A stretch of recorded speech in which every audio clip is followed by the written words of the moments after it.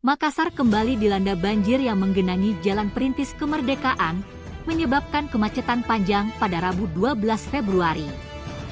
Pantauan di lokasi, banjir setinggi betis orang dewasa merendam 2 jalur, salah satunya, Jalan Alternatif Perintis Kemerdekaan menuju Jalan Dr. Leimena.